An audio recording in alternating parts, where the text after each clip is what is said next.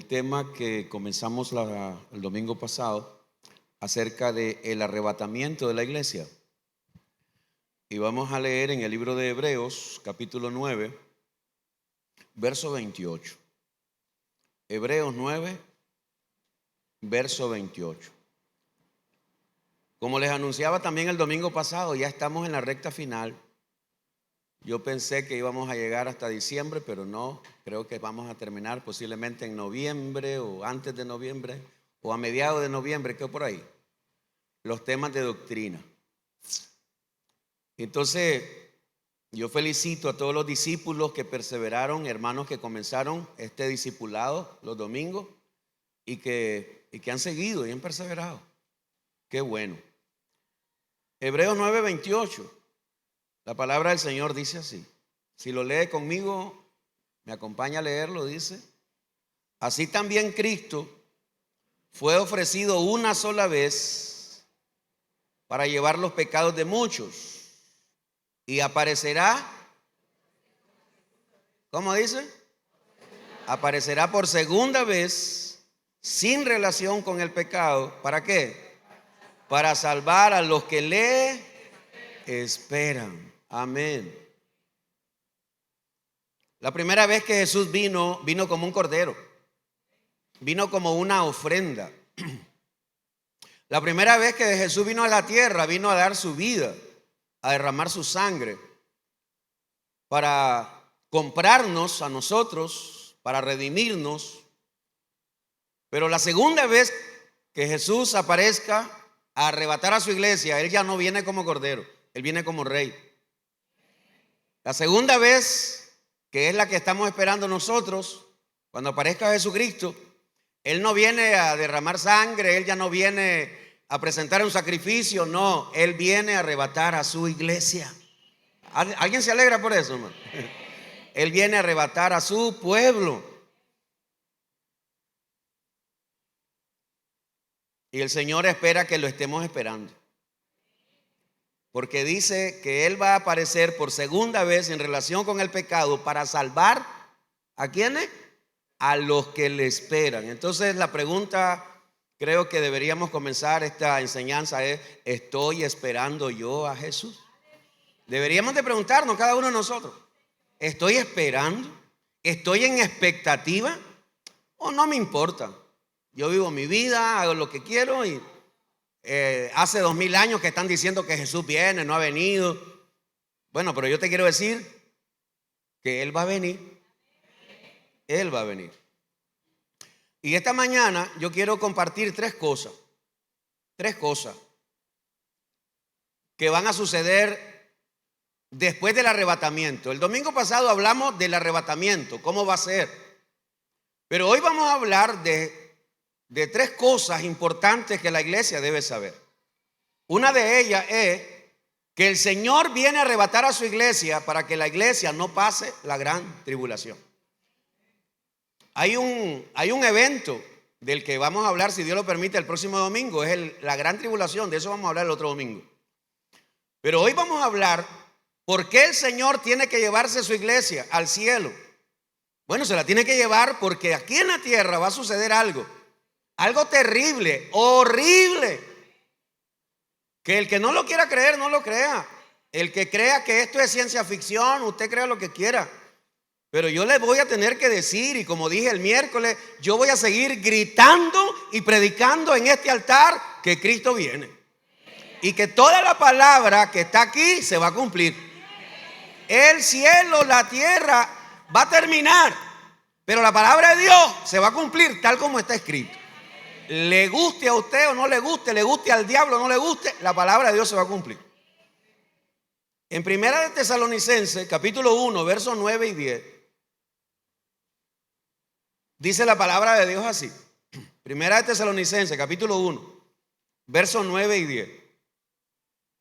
Porque ellos mismos cuentan de nosotros la manera en que nos recibisteis y cómo os convertisteis de los ídolos a Dios, para servir al Dios vivo y verdadero, y esperar de los cielos a su Hijo.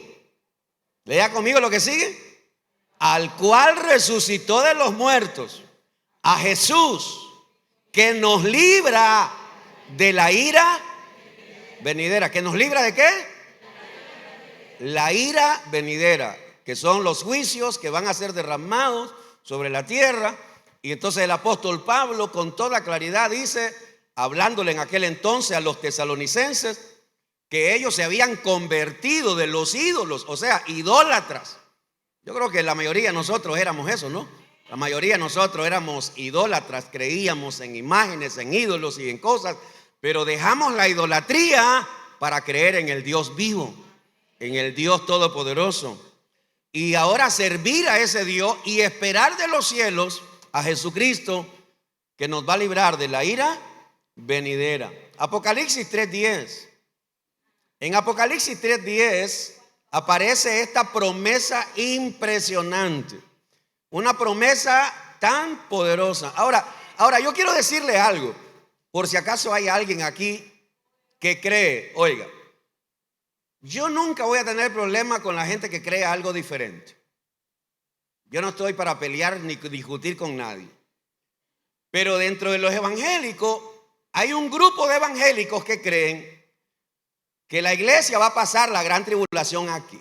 Hay un grupo de evangélicos que creen eso. No hay problema. Cada uno va a tener que creer lo que más le parezca. Pero hay un grupo de cristianos, hay un buen grupo de cristianos evangélicos que creen que la iglesia va a pasar la gran tribulación. Ok.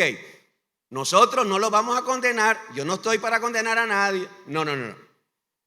Pero hay otro grupo de cristianos evangélicos, que es donde yo estoy y creo que están ustedes también, ¿verdad?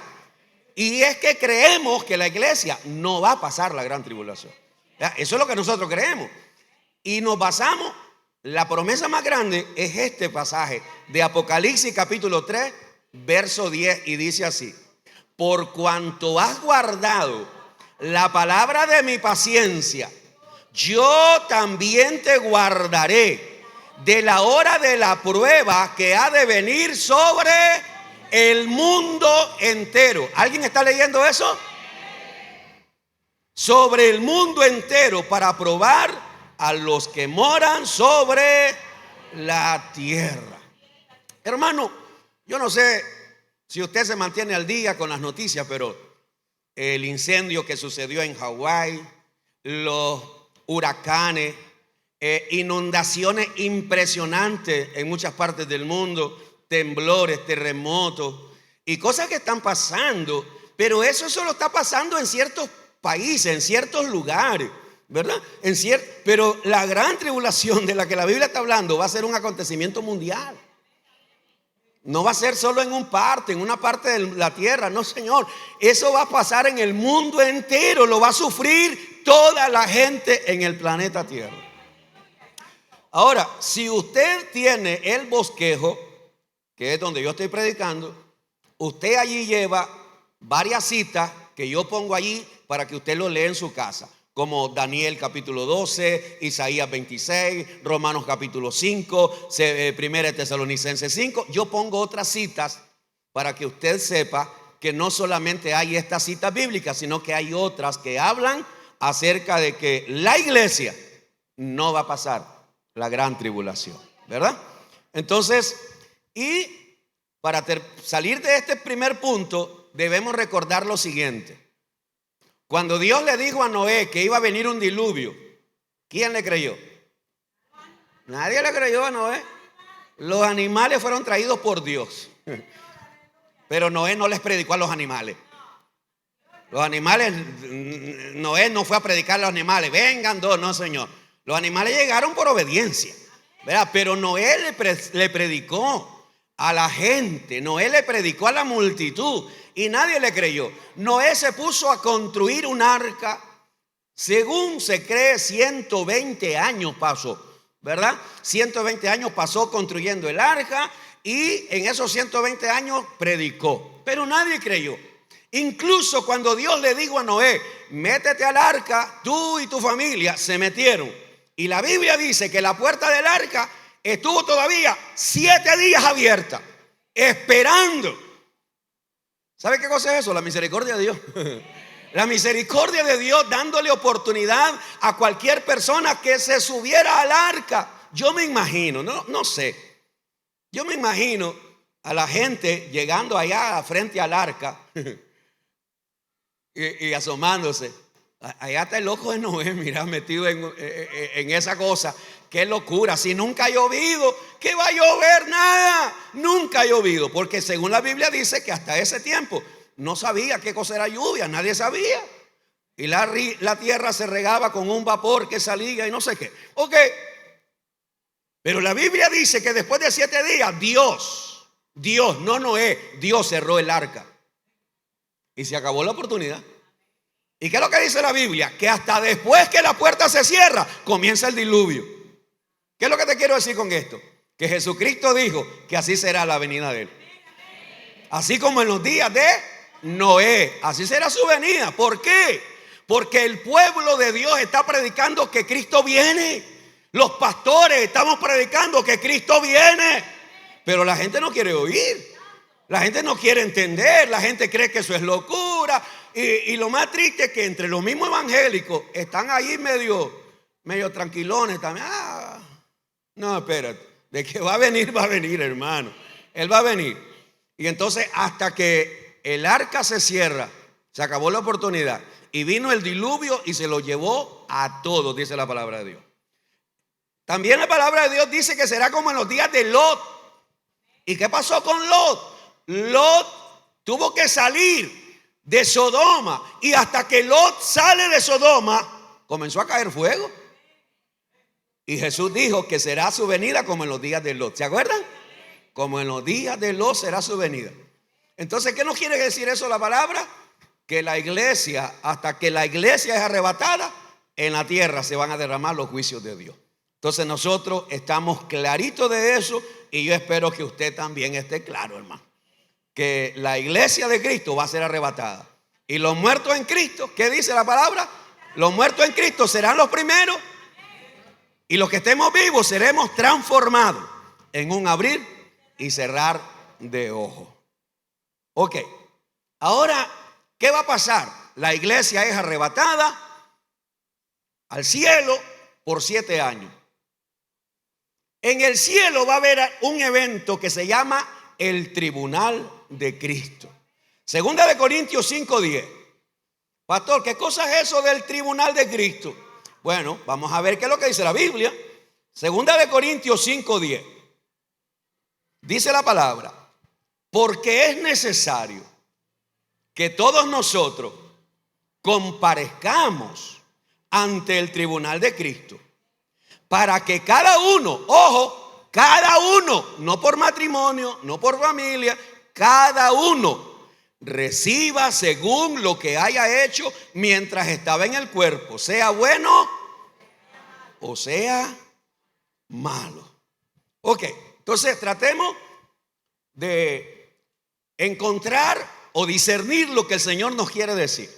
Ahora, sobre estos eventos no hay una gran cantidad de pasajes bíblicos que nos hablen de él. No, pero con lo que ya está escrito es más que suficiente para creer. Entonces, este tribunal no es para condenar a nadie. No es para que alguien se vaya al infierno. No, Señor. No, recordemos que son arrebatados solamente los que están en Cristo. Y en el cielo va a haber este evento llamado el tribunal de Cristo, donde vamos a rendir cuentas de lo que hicimos, de los talentos que Dios nos dio. ¿Qué producimos? ¿Qué hizo usted? ¿Qué hicimos cada uno de nosotros con los talentos que el Señor nos dio? Primera de Corintios, capítulo 3, verso 11 al 15, nos va a ayudar a discernir qué es lo que va a pasar en ese tribunal. Vaya conmigo a Primera de Corintios, capítulo 3, verso 11 al 15. Vaya conmigo ahí. Primera de Corintios, capítulo 3, verso 11 al 15. Dice la palabra de Dios así: porque nadie puede poner otro fundamento que el que está puesto, el cual es Jesucristo. ¿Alguien dice amén, hermano? Él es el único fundamento. Es donde la iglesia está firme. Es donde la iglesia está firme en el nombre del Señor. Porque nadie puede poner otro fundamento que el que está puesto, el cual es Jesucristo. Y si sobre este fundamento alguno edificare oro, plata, piedras preciosas, madera, heno, hojarasca, la obra de cada uno se hará manifiesta, porque el día la declarará, pues por el fuego será revelada.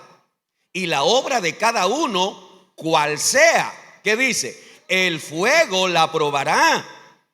Si permaneciere la obra de alguno que sobre edificó, recibirá ¿qué? Recompensa.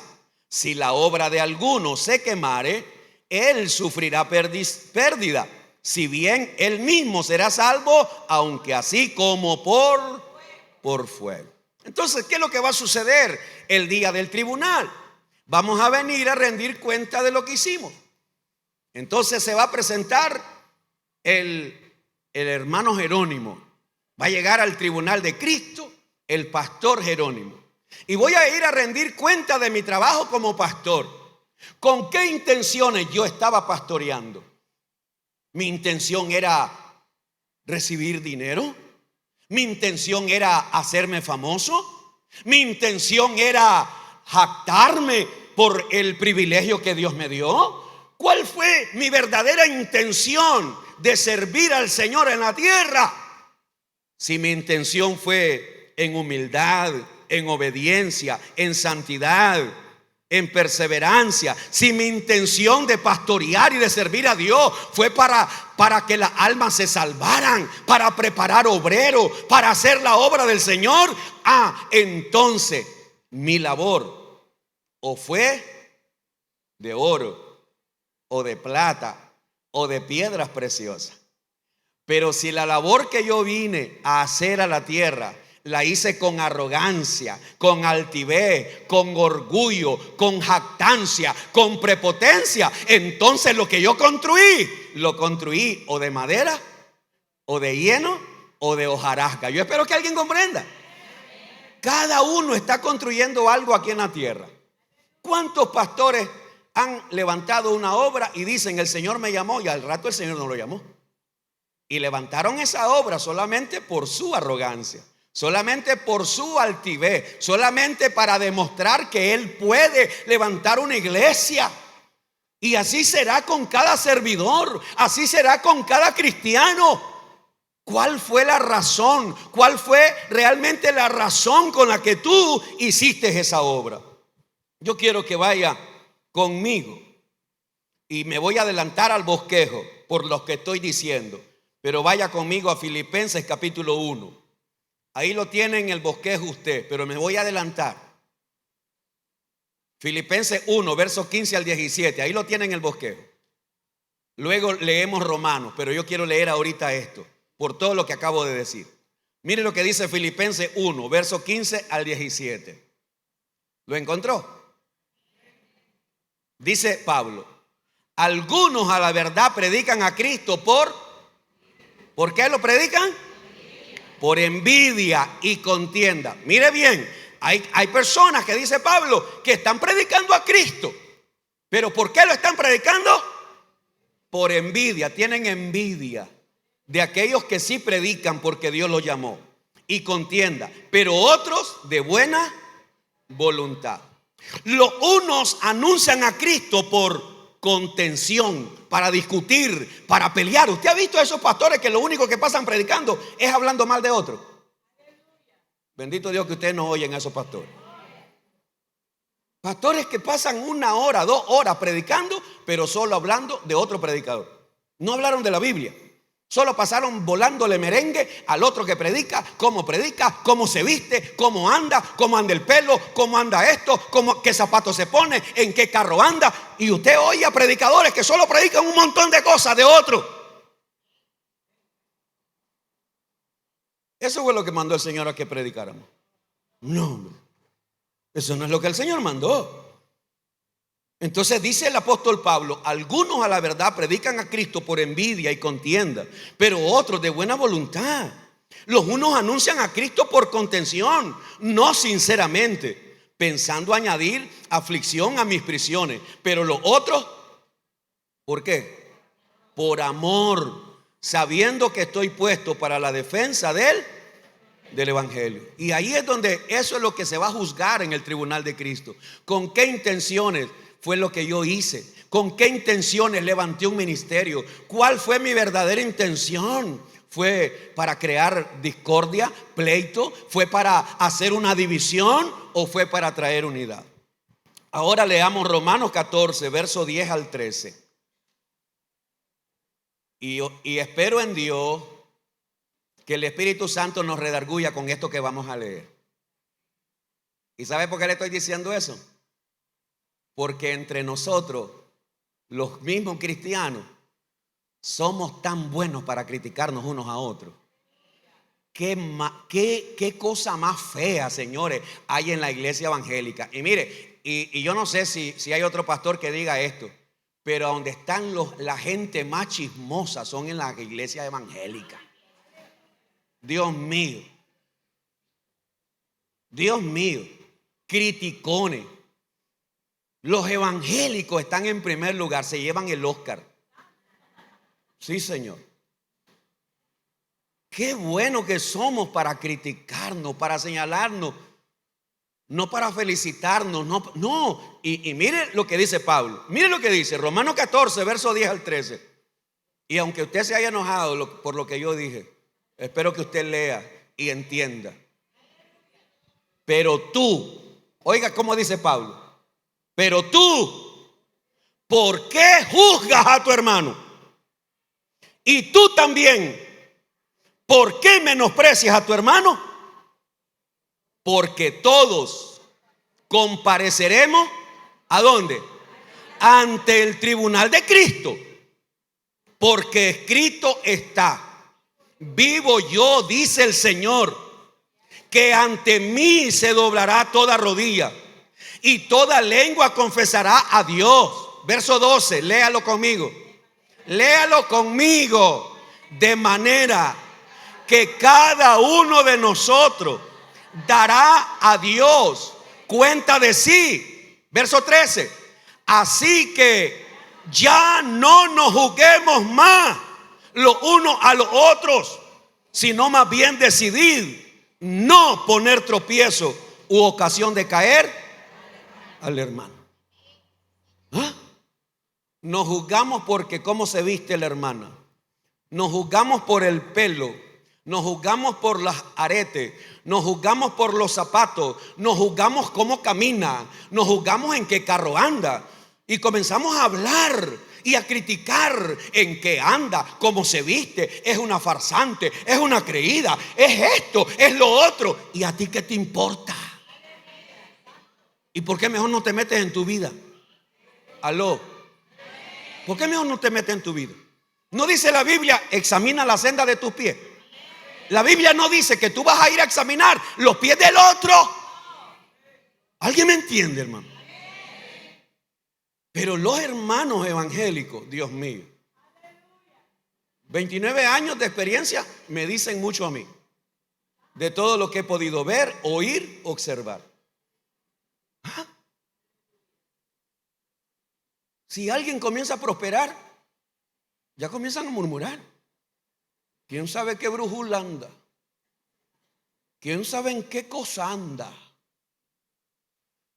Ya si alguien ahora ya está en una mejor condiciones, en lugar de felicitar y decir: hermano, te felicito por tu prosperidad, porque vives en una mejor casa, ahora ya no pagas alquiler, ahora tenés tu propia casa. Te felicito, hermano, que te ascendieron en tu trabajo, que tienes un mejor salario. Te felicito que ya no trabajas, ahora tienes tu negocio.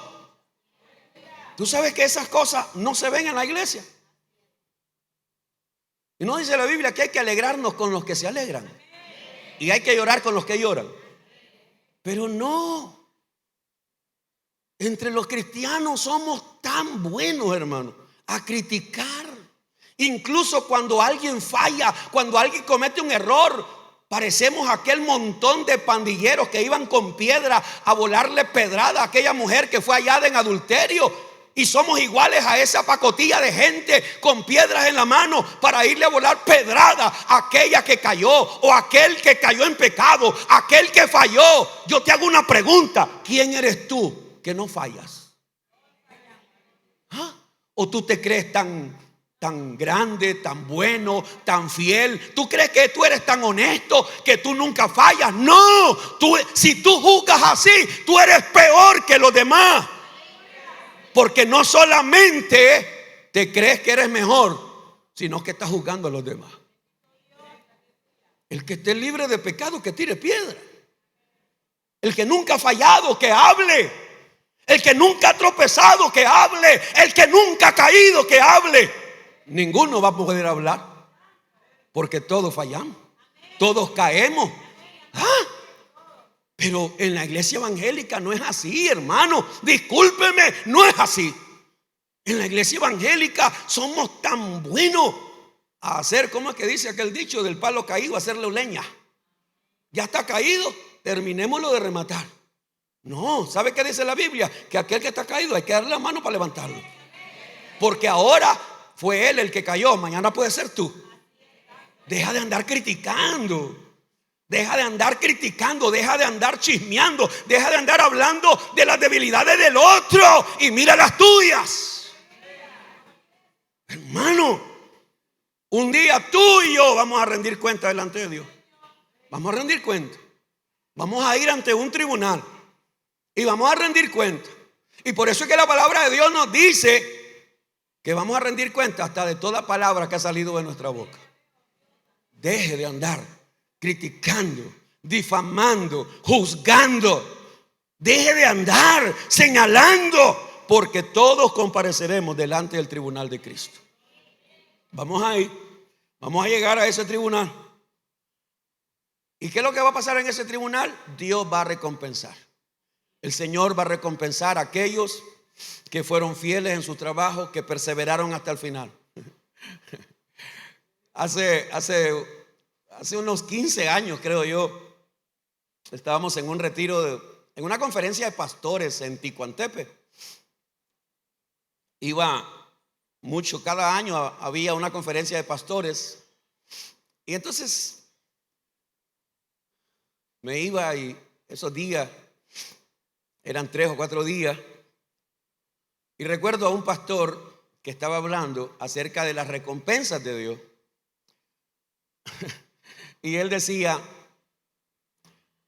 había un pastor, dice, famoso, famosísimo. Un pastor que logró tener una iglesia de miles de miembros. Preparó líderes, preparó a otros pastores. Y en la iglesia de ese pastor, dice, había una señora, una hermana. Ella no era servidora, ella nunca predicó un mensaje, pero esa hermana siempre estaba orando. Era la primera que llegaba a la iglesia a arrodillarse al altar, a orar, a clamar. Y nadie le ponía mente. Nadie se fijaba, ni siquiera se fijaban que la señora era la primera que llegaba. La hermana era la que llegaba siempre primero a orar.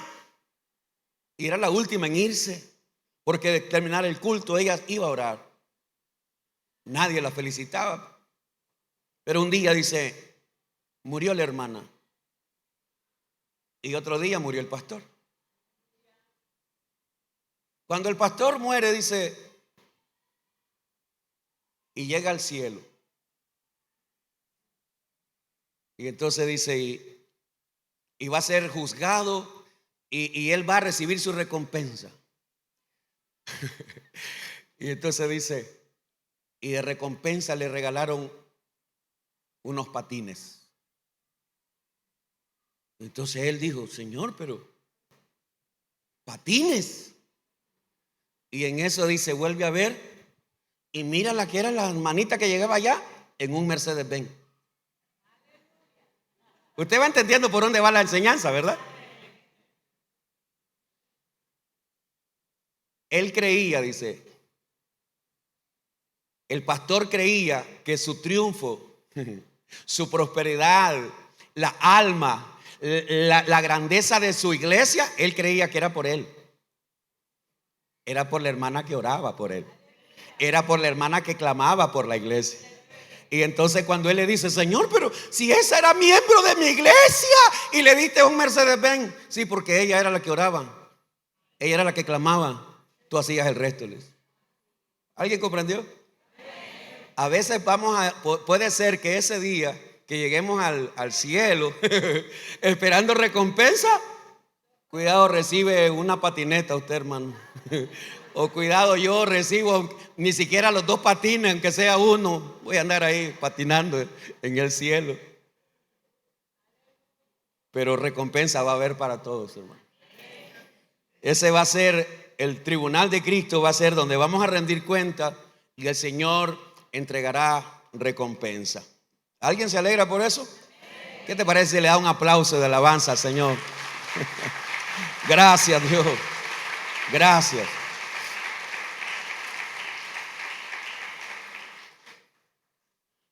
¿Entiende el mensaje? Sí, ¿verdad? Del pastor.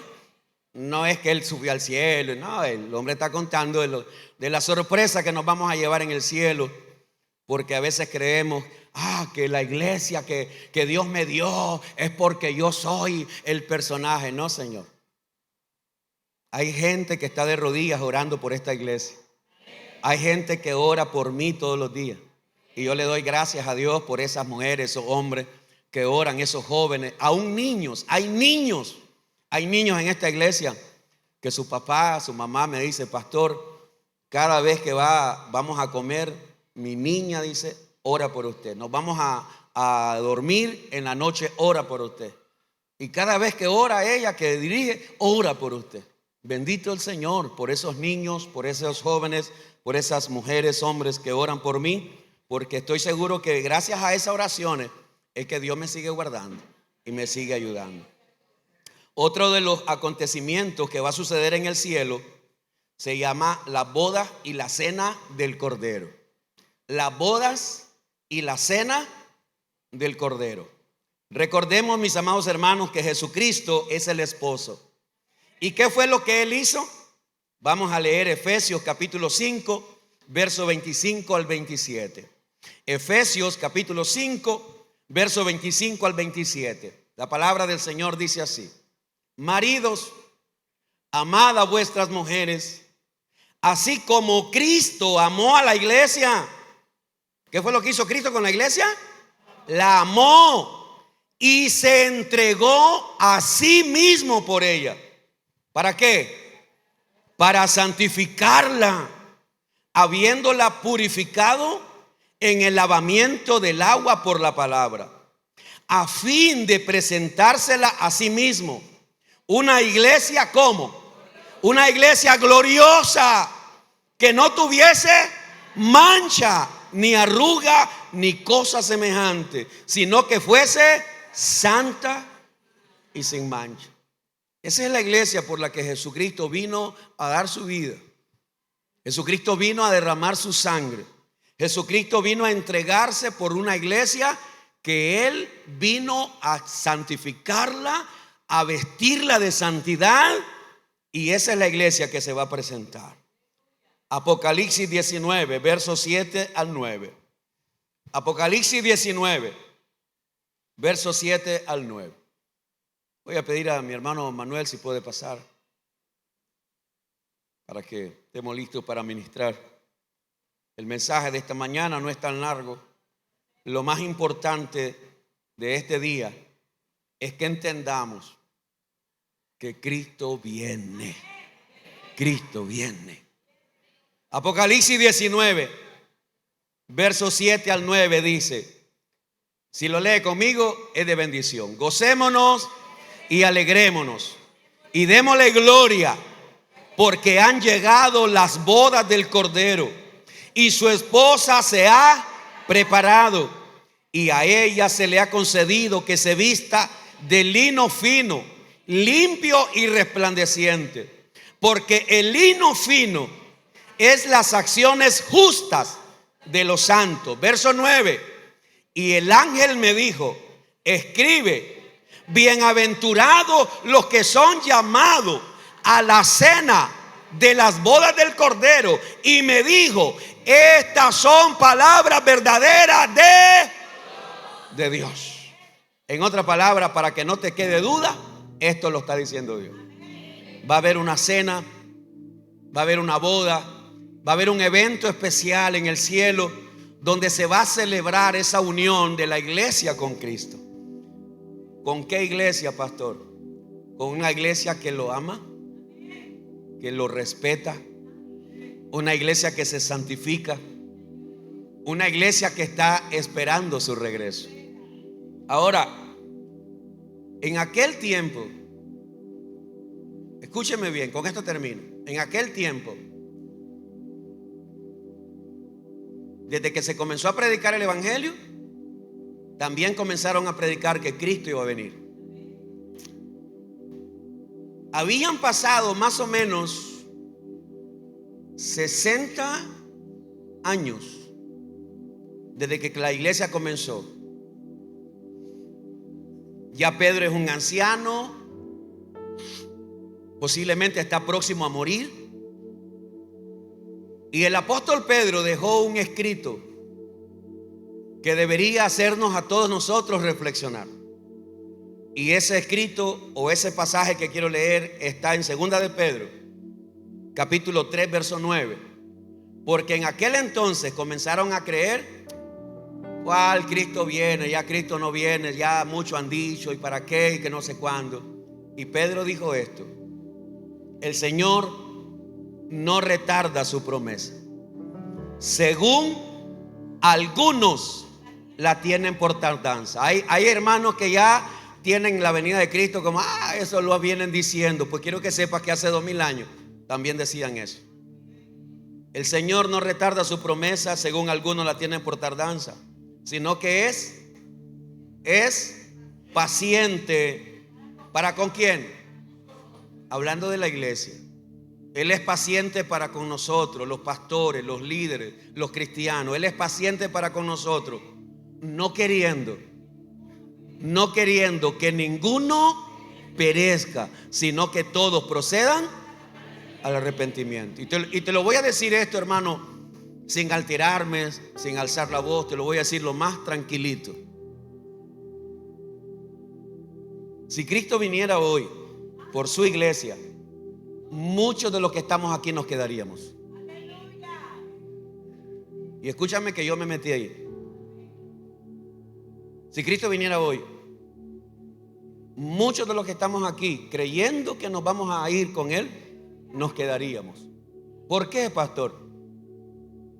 Porque si en tu corazón hay odio, resentimiento, amargura, si tú no has podido perdonar a tu mamá, a tu papá o a tu ex esposo o ex esposa, si no has podido perdonar a esa suegra que te ha hecho la vida imposible, si no has podido perdonar a ese cuñado, no has podido perdonar a ese vecino, si no has podido perdonar a ese familiar, si no has podido perdonar, ¿tú crees que vas a irte con Cristo?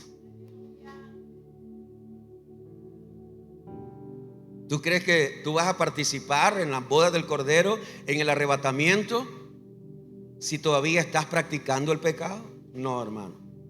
Jesucristo viene por una iglesia santa, vestida de lino fino, limpio y resplandeciente. Y entonces el apóstol Pedro dice: ¿saben por qué no ha venido Cristo por su iglesia? Para que ninguno de esos que andan todavía medio cocinado, esos hermanos que andan ahí entre el mundo y la iglesia, esas hermanas que andan ahí que son media cristianas y media cristina, esos hermanos que andan ahí que dicen que son, pero su testimonio dice otra cosa. ¿Sabe qué es lo que el Señor te está dando? Te está dando tiempo para que te arrepientas. ¿Sabe qué es lo que el Señor me está dando? Tiempo para que yo me arrepienta. Y si usted no aprovecha ese tiempo hoy, si yo no aprovecho ese tiempo hoy, si me creo tan bueno que yo ando bien, me creo tan arrogante como me dijo alguien por allí: pastor, ¿tú sabes por qué yo no voy a la iglesia? Me dijo: pastor, ¿tú sabes por qué yo no voy a la iglesia? No, le digo, no sé. Porque yo soy mejor que todos los que llegan. ¿Para qué voy a ir a la iglesia si todos los que llegan a tu iglesia son peores que yo? Al necio hay que responderle según su necedad. Si él cree que es mejor que todo, no debería estar en la tierra, debería estar en el cielo.